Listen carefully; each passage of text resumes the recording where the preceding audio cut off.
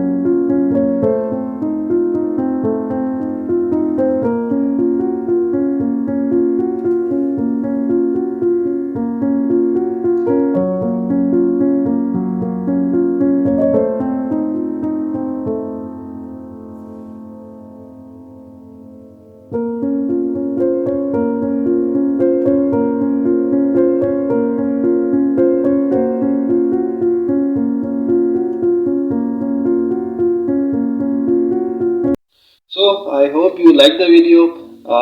Don't forget to subscribe the channel and hit the bell icon for notification. More tutorials are coming very soon, so stay tuned. Thank you very much.